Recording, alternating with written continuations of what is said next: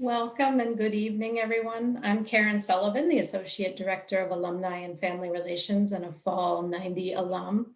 I'm excited to welcome you all to this, the first of many great 50th anniversary events that'll be taking place all year.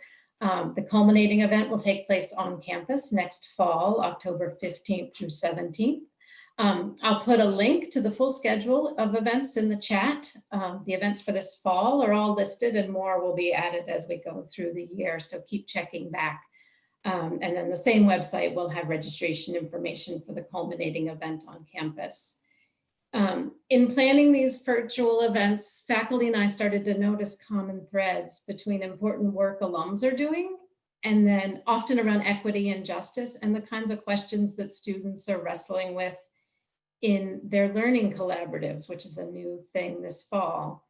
And as we bring students together with alums, faculty, staff, and friends of the college throughout this year, we'll celebrate the last 50 years while leaping into the next 50.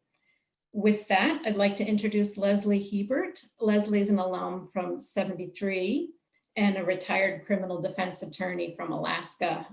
I have the pleasure of working with her as a member of both the Alumni Advisory Group and the 50th Steering Committee. Leslie. Hi, welcome everyone.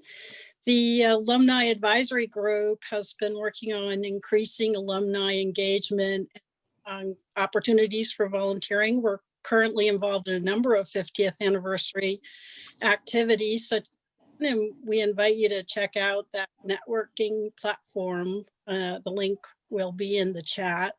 It's the network.com. And I look forward to attending many of these events. I think they're just great. So thanks a lot. With that, I'll send it back to Karen. Thanks, Leslie. So Rayanne from our IT department and I are both here to help. If you have technical issues tonight, you can chat with us directly. Just send us a message and we'll try to help you out. Questions for Alex and or Margaret can go directly into the Q&A, and Rayanne and I will also moderate those. There'll be a little bit of time at the end for some questions.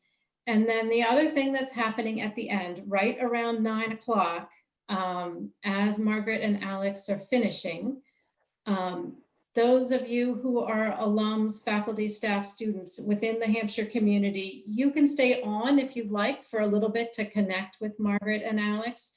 And then students, you're invited to stay on with Amy Jordan beyond that time. So we'll stick around, and alums can stick around a little bit too, but that is primarily a student time. With that, I will turn it over to President Ed Wingenbach. Ed? Thank you, Karen.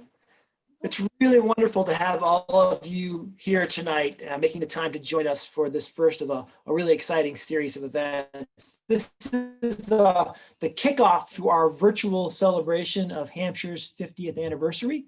As most of you know, we were planning for a big in-person gathering this month. We will still do that, hopefully next October, if everything goes well over the next year. But the one good opportunity coming out of the pandemic with our extraordinary graduates, and so making little lemonade out of lemons here. The opportunity to bring this is an opportunity to bring our community together, to dialogue about urgent challenges, to showcase the amazing outcomes of a Hampshire education and our talented alums. And so there's a series of these that Karen's put in the chat, and I hope that you join us for a lot of them. This is a really exciting time for Hampshire College, where it's one that's full of possibility, of promise, of experimentation, much like 50 years ago. And I'm very excited to be part of this next chapter and glad that you are here with us as well. I'm going to introduce Amy Jordan, Co-Dean for Institutional Diversity and Inclusion and Associate Professor of African American History for our land acknowledgement. Hi, everyone. Thank you again for joining us today. We want to begin by naming that we are on unceded Pocumtuck land. We understand that naming this is not enough. We're doing this as a way of acknowledging and reminding ourselves about the land we occupy. And we know this act alone does not repair the damage done by colonialism. We want to acknowledge the Pocumtuck people, the original inhabitants of the land where we live and work, and the land that Hampshire College is on.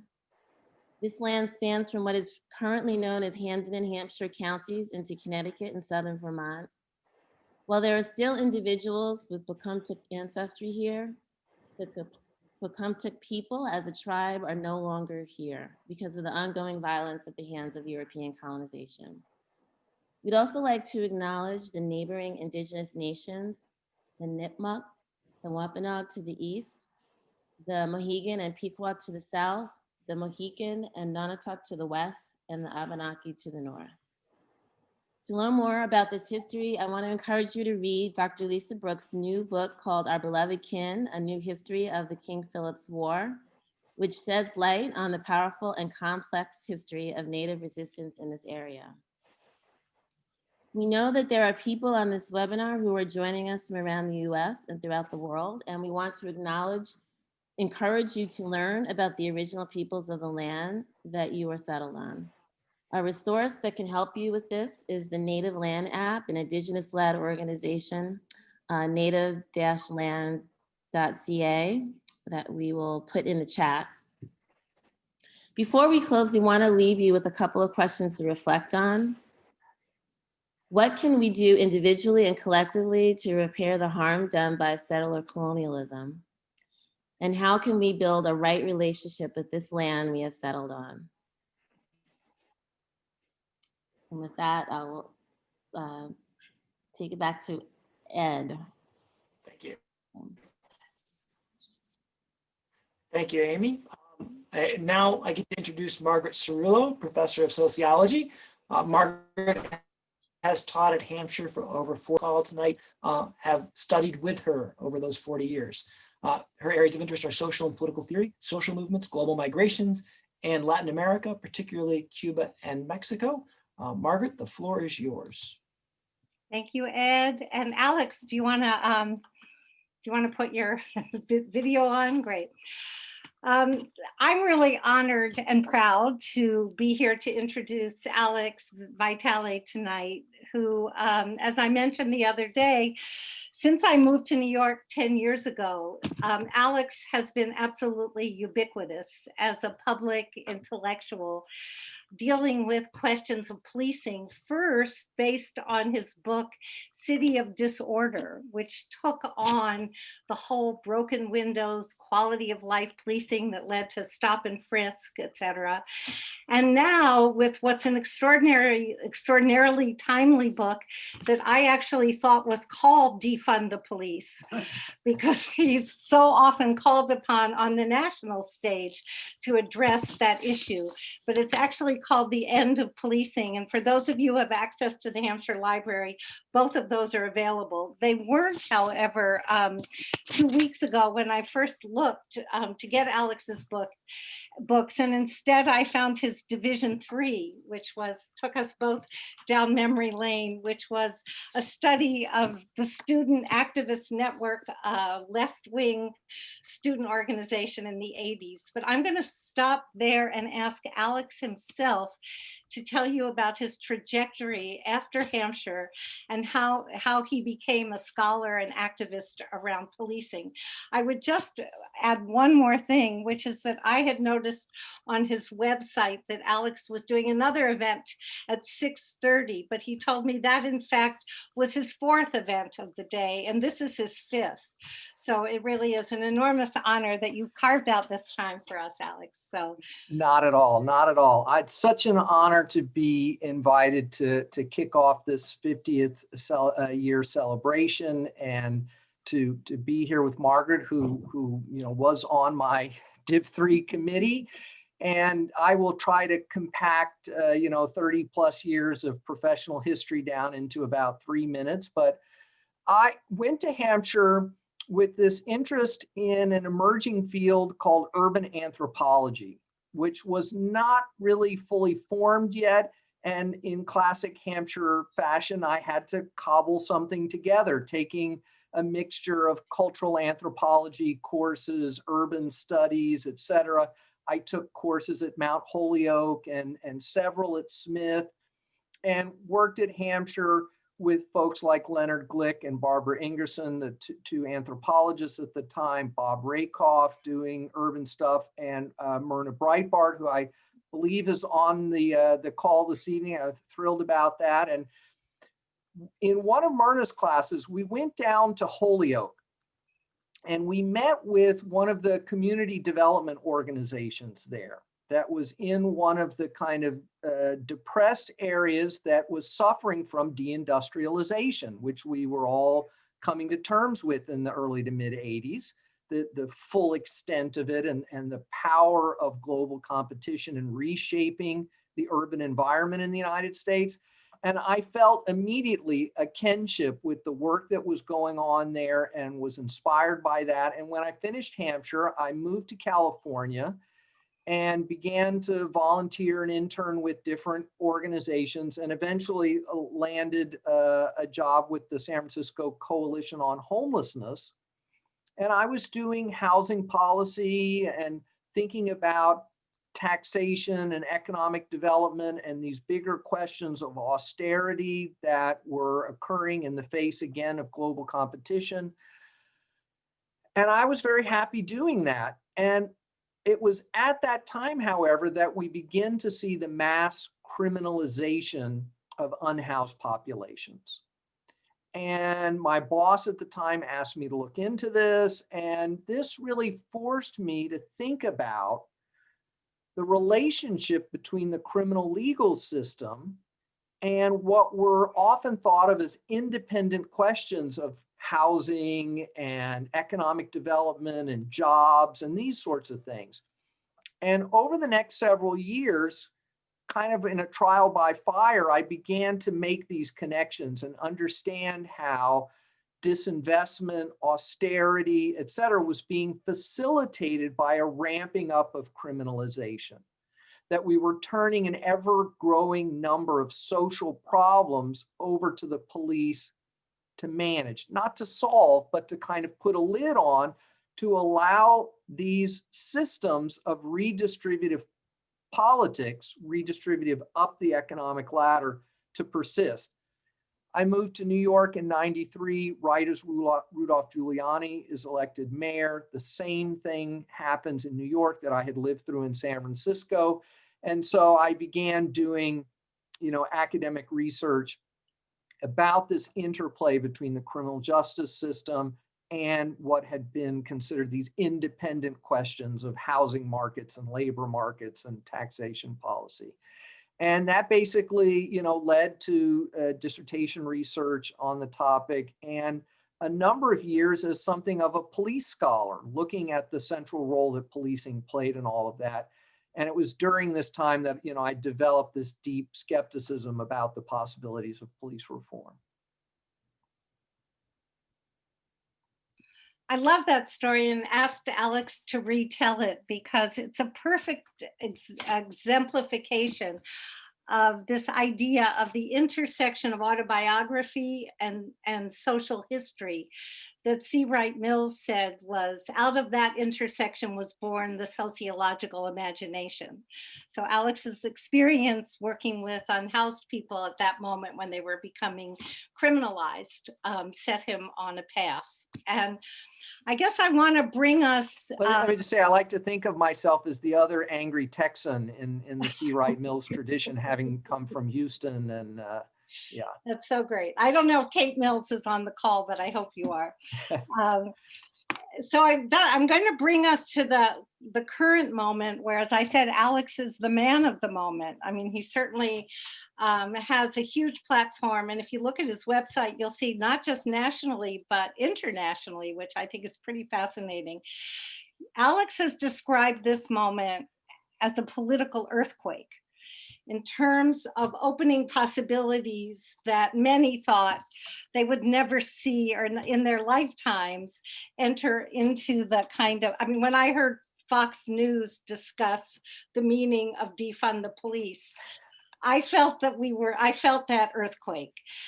So Alex, as he said, is deeply skeptical of police reform. And I would like him to really make that case, because for many of us at this moment, as we're watching, for example, the verdict on Breonna Taylor's killers come out, and the killer of George Floyd recently released from prison on $1 million bail, a reform that would really hold police officers accountable successfully seems like something that we might want to be advocating for.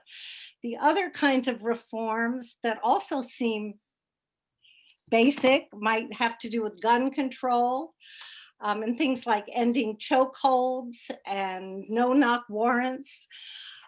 So those are on one side of, I think, dramatic reforms, but Alex has also addressed things that we might be ourselves more skeptical of, like anti-bias training, community policing, body cams, dash cams, procedural reforms, etc. So Alex, why is it that you are so skeptical of reform? And maybe that can bring us to the alternatives.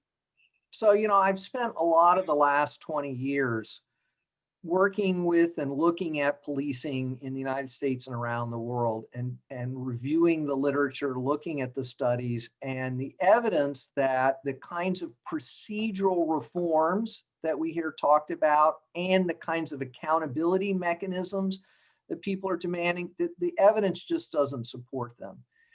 And really, how could these things work? Let's look at Minneapolis for a second, the George Floyd killing.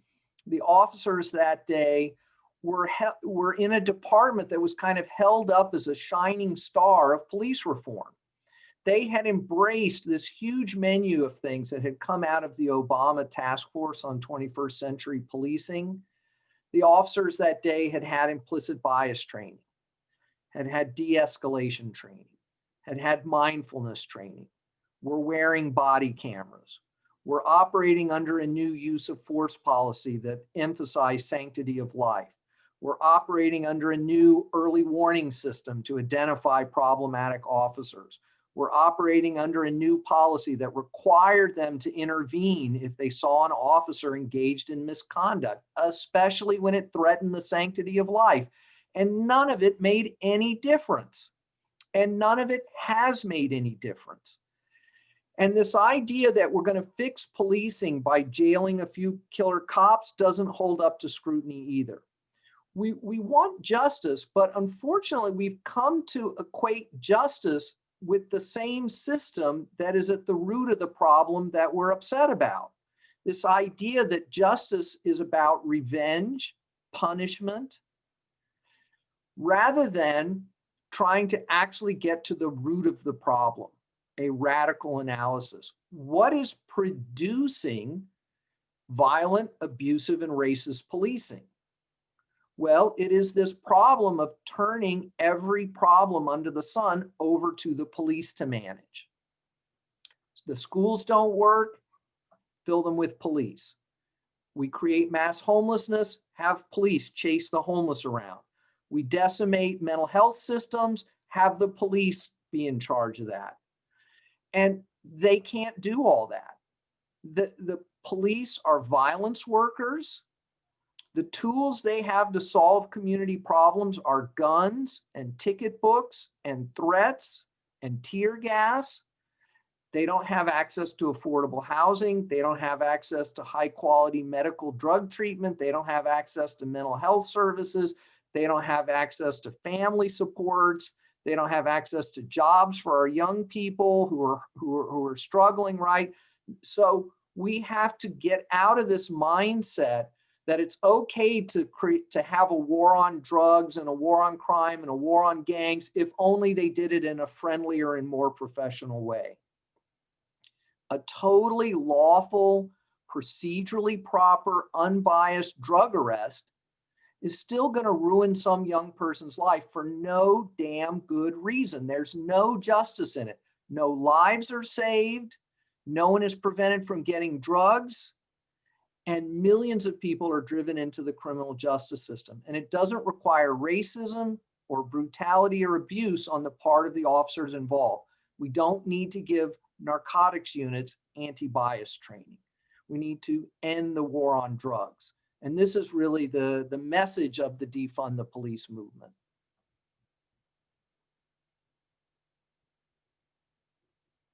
So you're muted still, Margaret.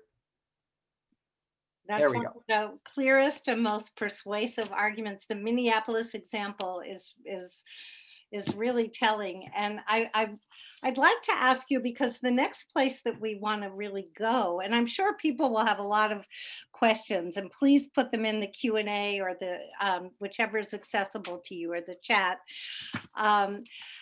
But what about, for example, as I understand it, following George Floyd's killing, the Minneapolis City Council voted to defund the police? Do I misunderstand? I mean, what do you think of that? Or what have there been initiatives, say in response to the current moment or earlier uprisings, that you think hold promise? Yeah, Minneapolis is a complicated situation where members of the city council, under the pressure of widespread protest, signed a pledge signaling their intent to embark on a set of policy changes. But the enactment of that requires a whole set of steps, and they've done some and they've not been able to do others. But the vision is a system of community consultations designed to identify what the public safety challenges are in each of these specific communities, and to begin a process of developing non-policing alternatives that would then allow them to dial back their reliance on policing. And I think this is exactly the way to go.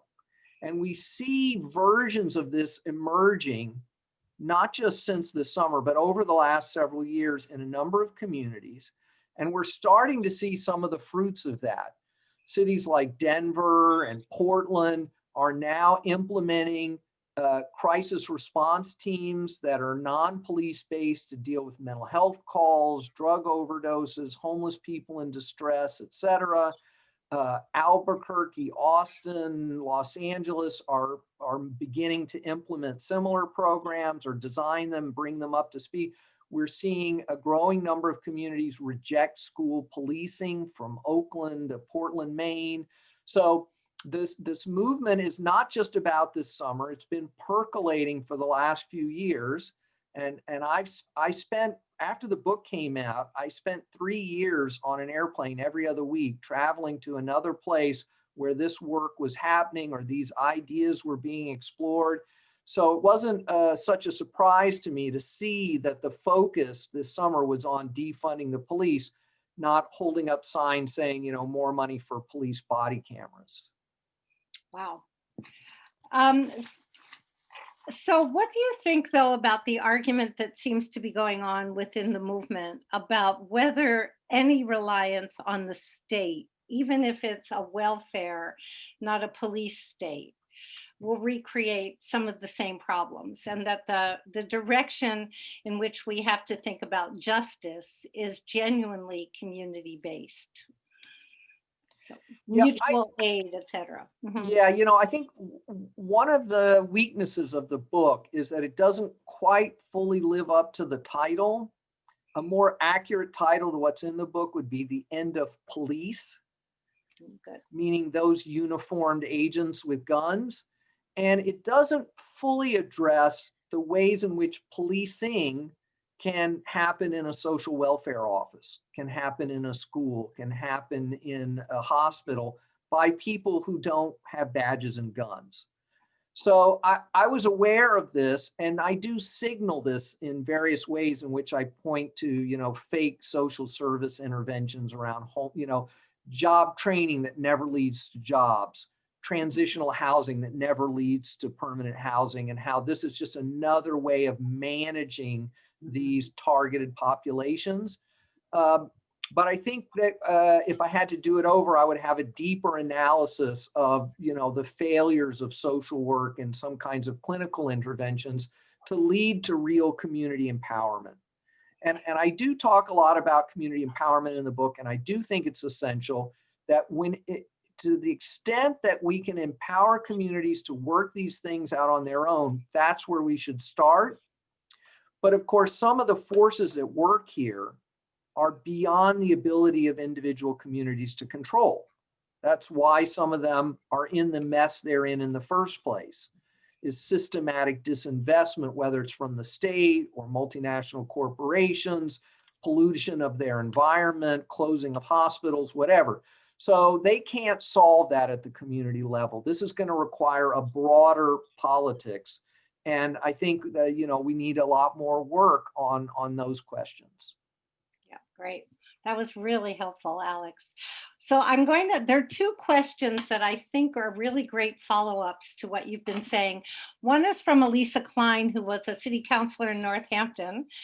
So you can imagine where her question is coming from. What strategies have been most effective in getting cities to successfully defund the police, install alternatives?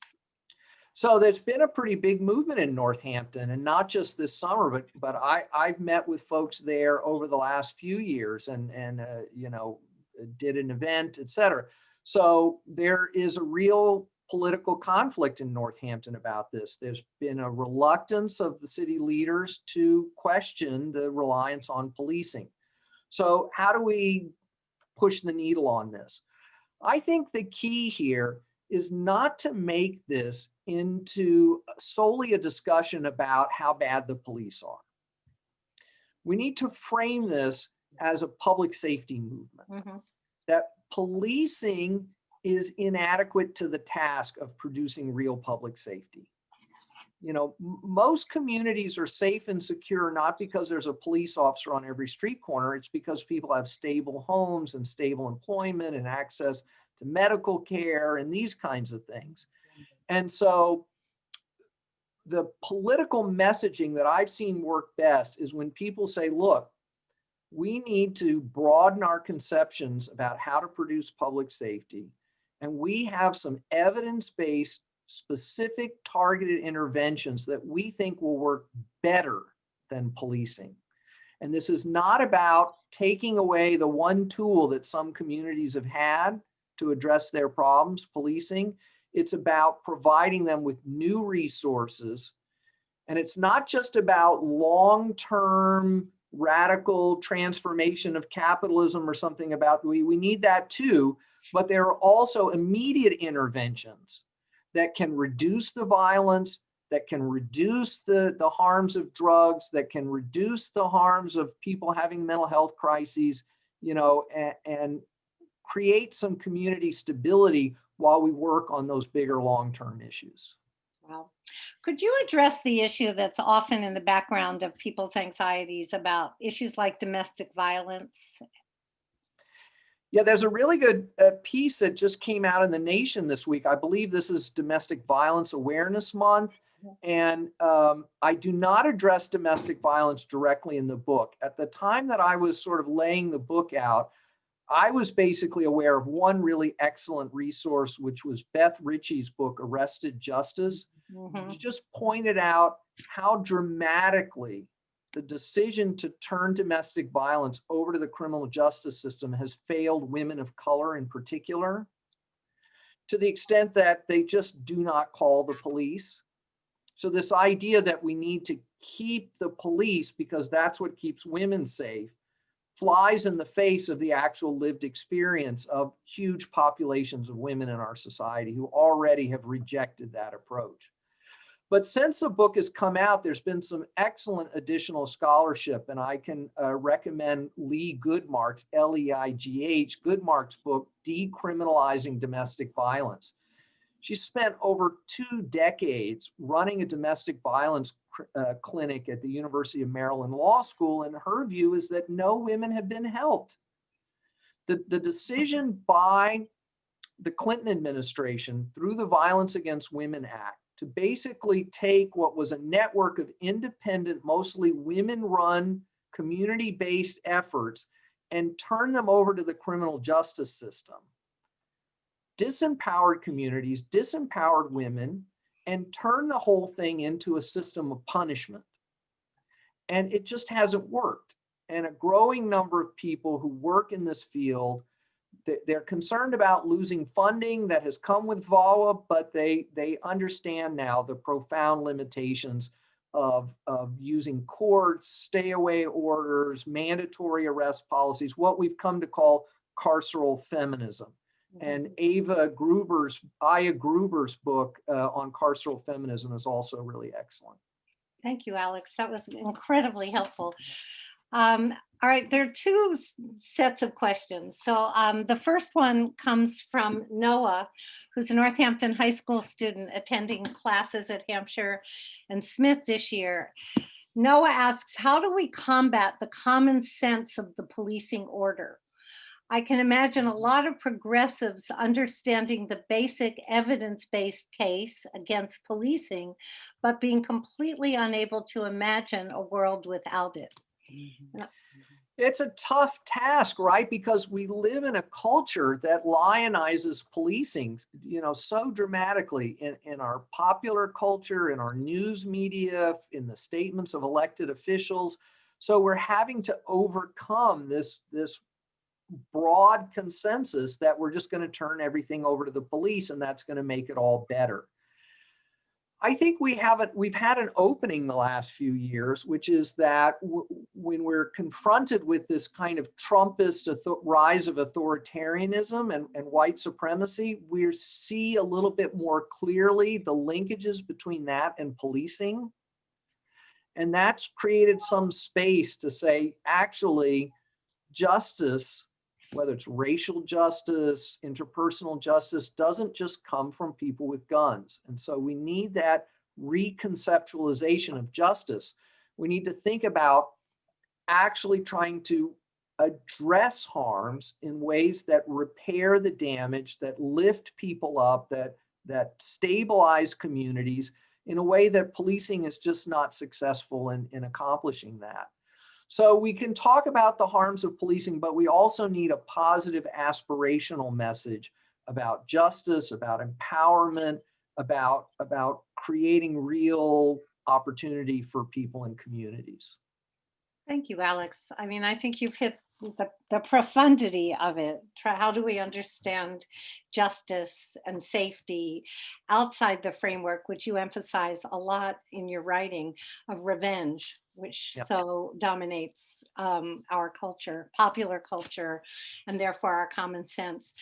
The other questions that people are asking, someone from Minneapolis and someone from Orange County, and I know you've addressed this, is the role of sheriff's unions and police unions in being incredible obstacles to reform. I mean, you've spoken about it in terms of New York, for example, but yeah. Yeah, I think we want to be a little careful here in overestimating the political power of these unions. I think their power is more indirect than direct.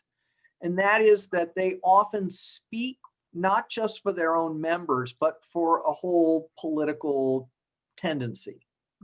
Conservative homeowners associations, real estate interests, landlords, right, who are invested in this idea that we need to use police to put a lid on all the problems in society. So that even if we somehow, in some technical sense, neutralize these unions, that would not solve the broader political problem, which is that, mayors of both political parties have made their careers by turning everything over to the police so that they can make their downtown real estate deals and their corporate subsidy deals and get their campaign contributions and all the rest, while allowing mass homelessness to flourish and mass involvement in black markets and all the rest. Having said all that, I do think we should work to neutralize those unions. And one of the ways we do that is that we go after the politicians who take their endorsements and their campaign contributions. And I think we just have to say to people that if you're taking that money, you can't be our friend anymore. It's just a zero tolerance thing, because that money comes with such toxic politics that they've kind of gotten a pass on, because they are just like, well, we're just like the teachers union, we're just like the sanitation union, but they're not. When the teachers come knocking, they want money for chalk. and teachers' age. And when the police come knocking, they want a new law criminalizing young people. They want a new prison build, right? They want more money for guns and tanks. And this is just totally different and totally antithetical to any kind of progressive politics.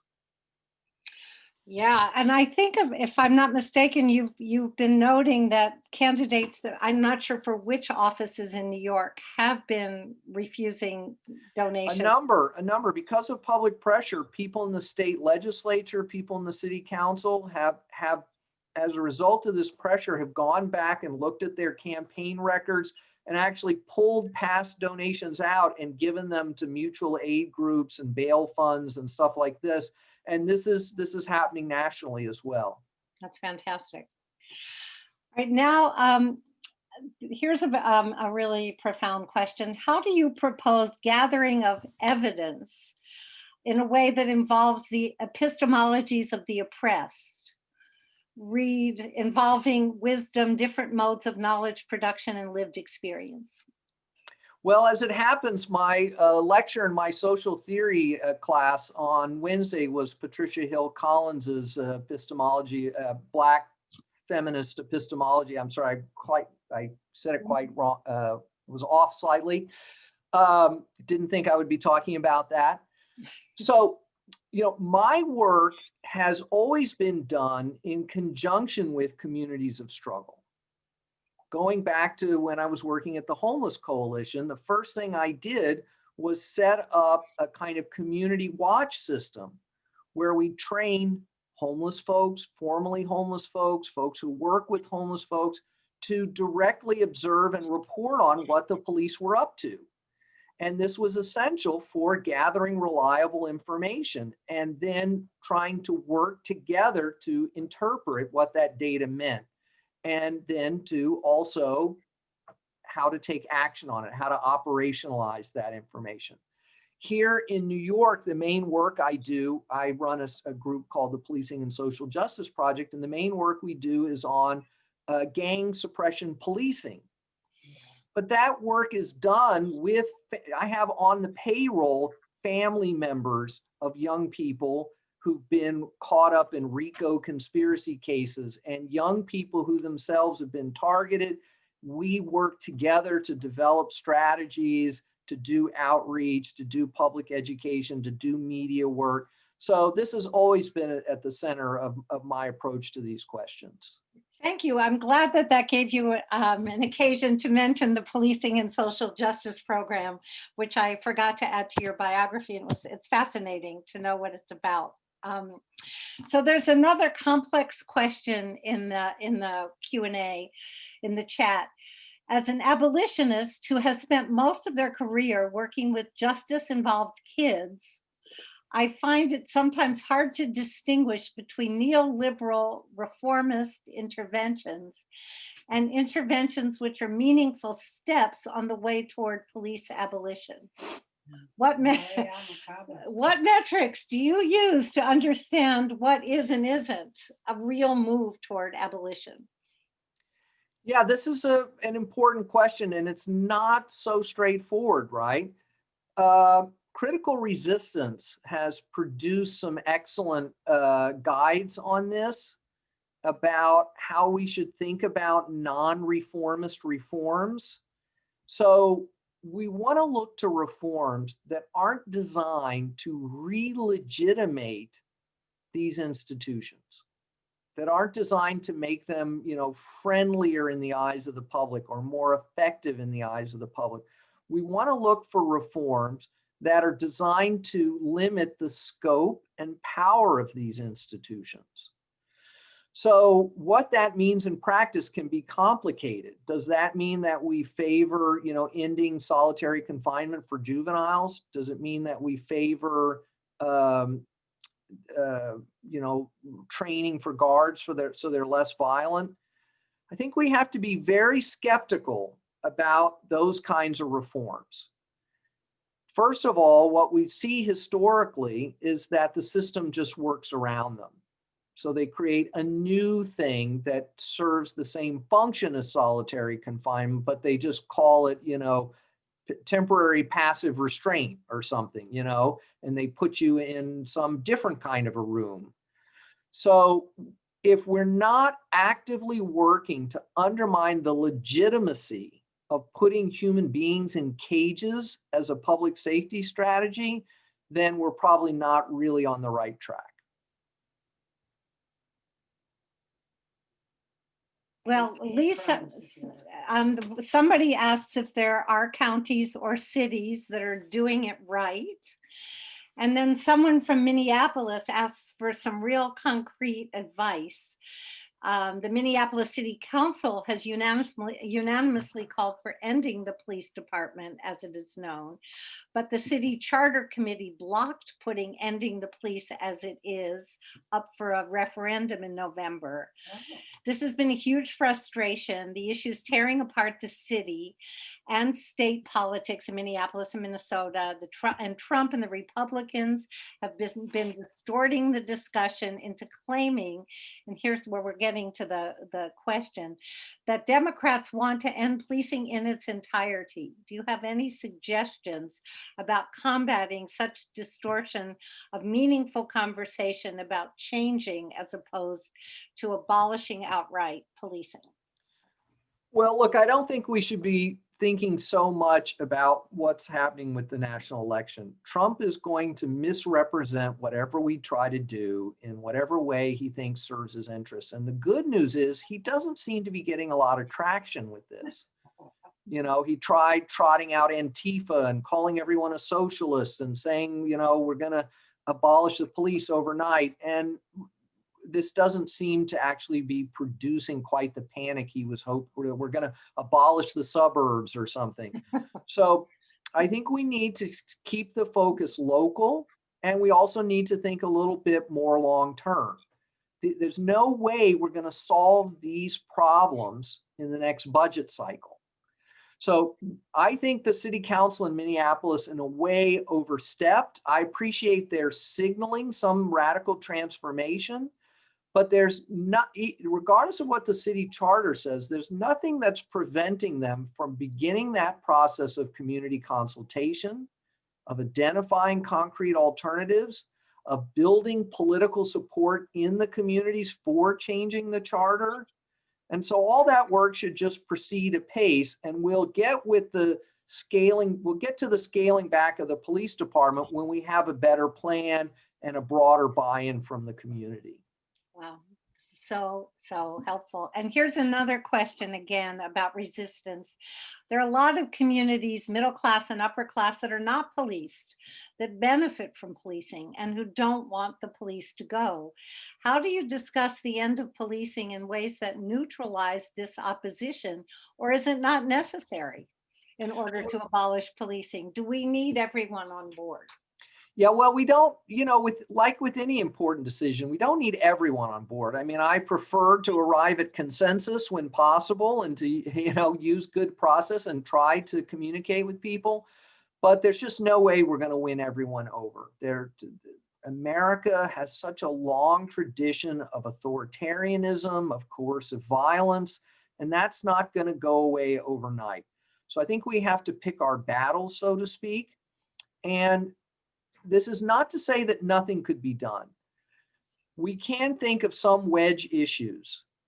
I think the complete failure of the drug war is one of them. There are a lot of well-off suburban communities where kids are dying from opioids, from methamphetamine, and turning that over to police is not working. And I think that the parents in those communities who've lost those children and whose children are struggling with drug abuse increasingly understand this. And there's an opening there to talk to them about harm reduction, about the possibility of some kind of legalization regime. And I think that, so we got to look at our audience and look for these wedge issues. Right. Now, here's another really tough question. How about installing car seats, well-being checks, and all that other crap the police do to appear to be good community members, what Rua Benjamin calls weaponized compassion, benevolence hiding oppression? How do we expose this for the empty gesturing that it is? We have to ask what value is added by having someone with a gun perform that function, right? We keep hearing about how we're going to use training to turn police into social workers so that they can handle mental health calls and homelessness calls and kids in distress and all the rest. And I'm like, instead of turning police into social workers, why don't we just hire some social workers? Like, what is the value added of having someone with a gun? It turns out that that actually reduces their value.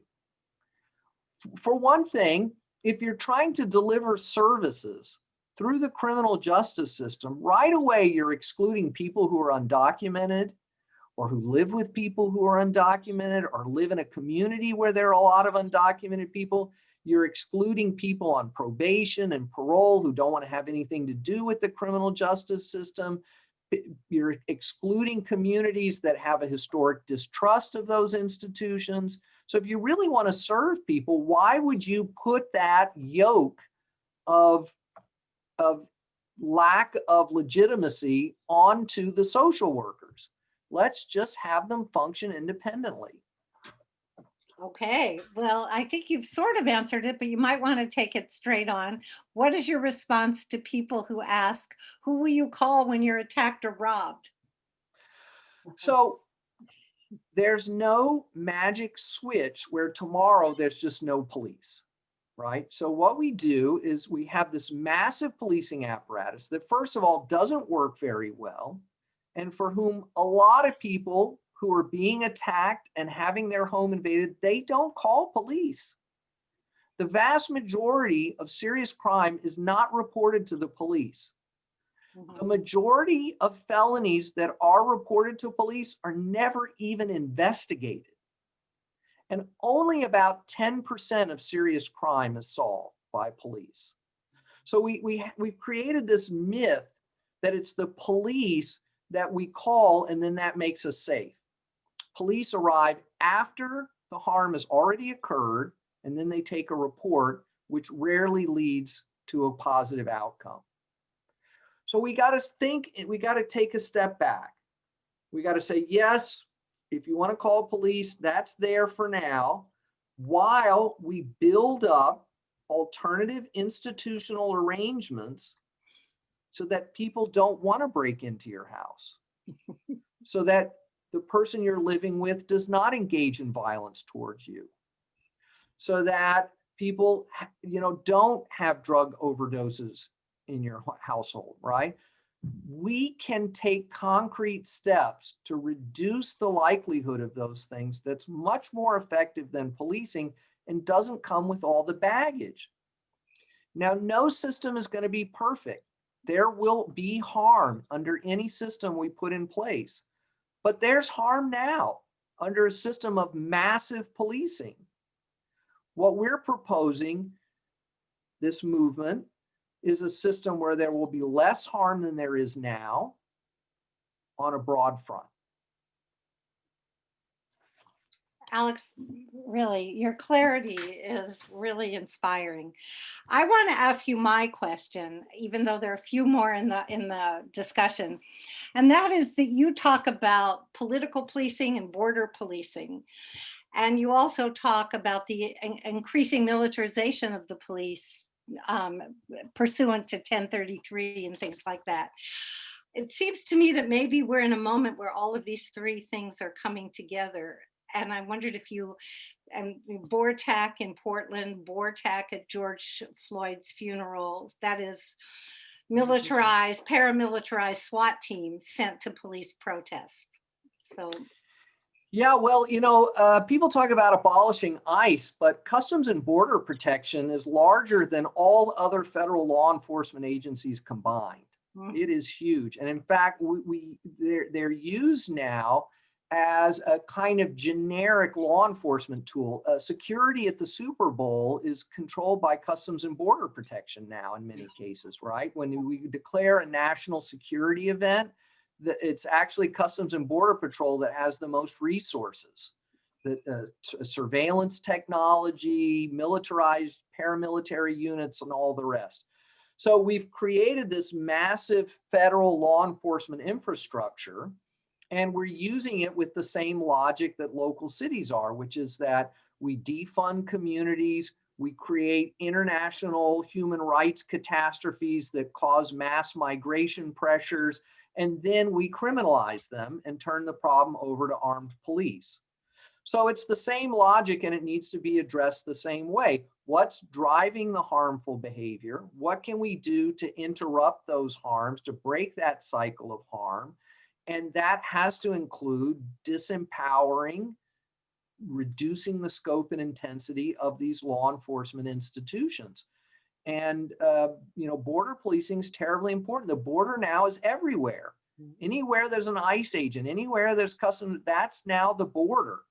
And their power, unleashed by the Trump administration, but also by the Obama administration, has just expanded this federal law enforcement capacity. And it's a thin line before that stuff then gets used for political policing. That Antifa becomes, somehow an international threat, and we use those resources to go after them as well. Wow. Yes, it seems as though we have somehow managed to arrive at 9 o'clock. And the idea, and Karen, please correct me, I think, is that we're going to do 2 breakout groups. Is that right? One for alums and one for students. Is that right? It'll actually be everybody together. Oh, okay. It'll just be Hampshire community folks. And at the beginning, we'll all be in. And then I think the alums will drift out and the students can stay to have a further conversation with Amy Jordan. And I would just like to say, Alex, I don't know if you've had time to look at the chat, but people are ecstatic. I mean, they feel like this is a Put my profound, glasses on.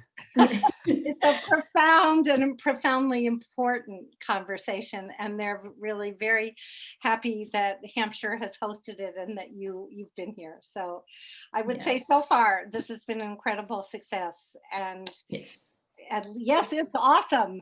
So shall we? Yes, this is a great start to the 50th anniversary virtual events. So thank you so much. It's really cool to find, I was talking to somebody earlier about how I find some awesome new alum once or twice a week. And somebody was reading one of your books earlier this summer and mentioned it. And I said, wait, that name is really familiar. And then I looked up the database, and that's why. I've been trying to get Alex here for such a long time, and it's actually easier now. The last time. Yes. Come because it was Halloween and you wanted to be with your children. I think that and the teaching schedule and and so now that it's not a 4-hour drive each way, it's much easier to accommodate. Exactly. Yeah. Great. So with that, we'll say goodbye to our guests, and anybody who's here from Hampshire, we will promote you to panelists so that you can see each other. And Margaret and Alex will be able to see you and answer your questions directly. And someone asks where Alex is teaching, and that's Brooklyn College.